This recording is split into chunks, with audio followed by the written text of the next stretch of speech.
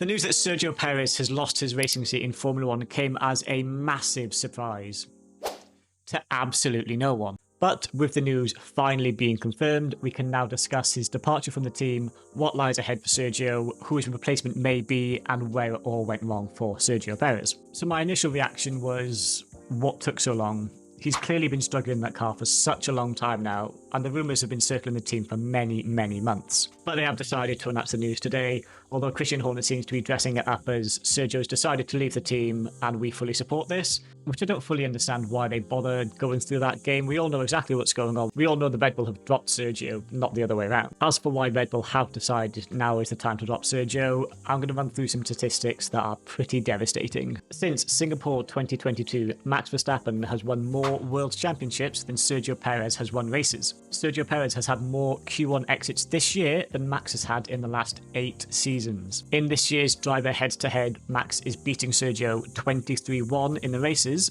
The only time that Sergio did manage to technically beat Max was when Max had an engine failure at Australia, which if the engine failure didn't happen, would have been 24-0 to Max. Again, in qualifying, it was 23-1 to Max. The only time Sergio managed to out-qualify Max was in Baku, which is a bit of a specialist circuit for Sergio. Max had 9 race wins this year, Sergio had 0. Max took 8 pole positions, again, Sergio took 0. But my favourite and probably the most damning statistic to come out of this year, if Max Verstappen decided to stop racing in Imola, which was the 7th race of the season, he still would have outscored Sergio Perez. After that race, Max was sitting on 161 points. Sergio finished the year on just 152, which works out to being 29% of the season. Max could have just not raced in the other...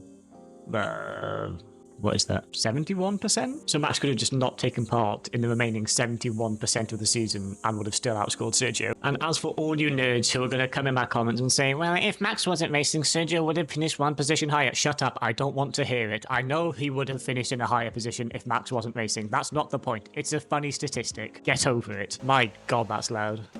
We'll be right back. It's dark, isn't it? And we're back. So it's clear to see why Red Bull have decided it's time to get rid of Sergio Perez. The statistics speak for themselves. So what is next for Sergio Perez? Obviously, he could just take the time now to retire.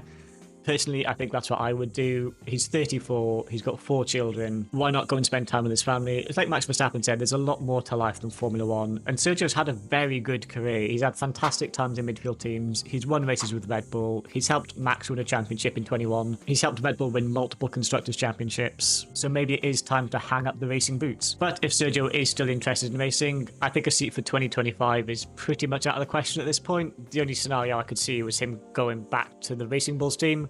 But I'm pretty sure that Red Bull wouldn't even bother putting him in the junior team.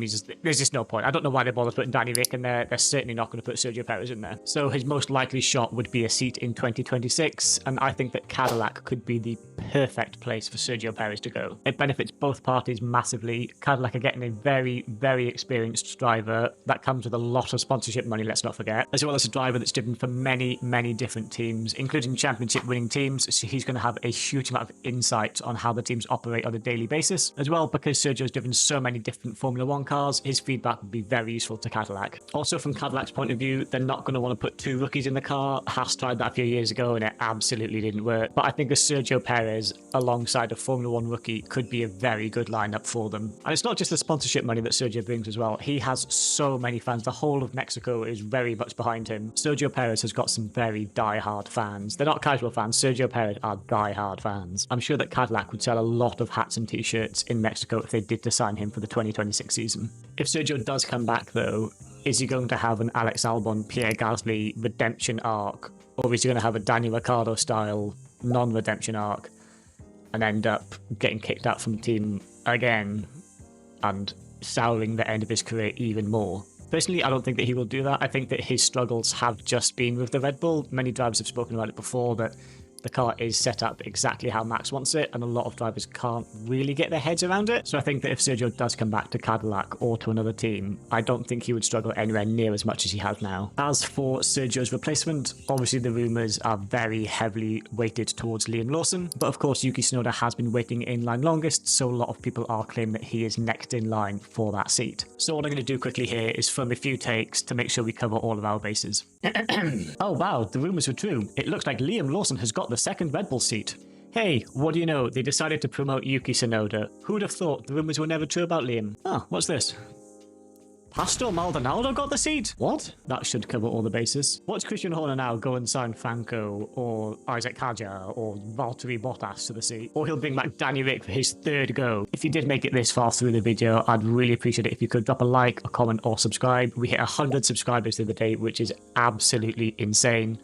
In my last video, I just reached 10 subscribers, which blew me away. So the fact that that's gone up 10 times in a few days is crazy to me. So thank you so much, everyone that has subscribed so far. It still feels really strange to say like, comment, and subscribe. I feel like that will never not feel strange for me to say, but thank you if you have. Now, I've been following Liam for quite a few years. Formula 3, Formula 2, DTM, Super Formula, and there's one thing that stays consistent across all series, and that is that Liam wins. Obviously, his time in the Visa Cash App, Red Bulls, AlphaTauri, Racing Bulls, Red Bull Junior Team, Toro Rosso hasn't been fantastic, but he was thrown in very last minute. He didn't take part in preseason testing. He didn't do a bunch of FP1 sessions, whereas Yuki has been in that car for 4 years now. He is fully embedded into that team. So no one really expected Liam to jump in that car and start beating Yuki on day one. As for Yuki Tsunoda, there does seem to be a huge amount of reluctance from Red Bull, particularly Christian Horner, when it comes to promoting him. There could be a few reasons for this. A lot of people claim that the Honda connection plays a role. When Christian was asked about this in an interview earlier today on Sky Sports, he completely disregarded the question and gave some vague answer about how either of the drivers would be a good option. So if Christian Horner ever gets bored of Formula 1, I think he'd make a great politician. But I think there's a few things that Red Bull are worried about.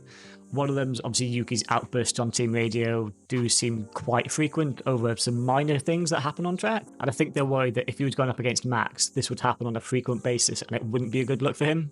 But then again, Liam has also been quite vocal on team radio, so...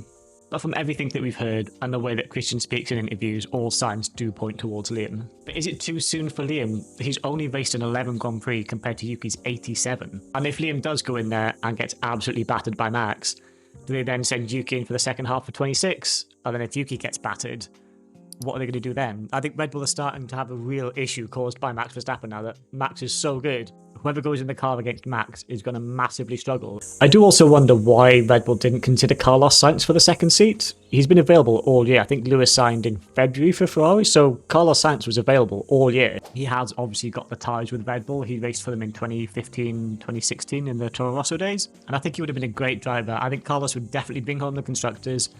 Probably not bother Max too much. I'm sure he'd be a lot closer than Sergio, but I don't think Carlos would bother him in a way that would really put Red Bull off. Maybe Max was consulted about it and said he didn't want Carlos in the car next to him. Possibly, I don't know. So where does it all go wrong for Sergio? Back when Sergio was signed at the end of 2020, it looked like a great signing. Sergio's season in 2020 was incredibly impressive, easily one of the drivers of the season. Obviously there was the whole drama around the pink Mercedes where Racing Point basically copied the 2019 Mercedes car, and a lot of people think that car never really got its full potential because of the driver lineup of Lance and Sergio. I mean, if we put Lewis Hamilton or Max Verstappen in that 2020 Racing Point, surely they're getting multiple podiums, maybe even a few wins. But obviously the team was fined, what, 400,000 euros?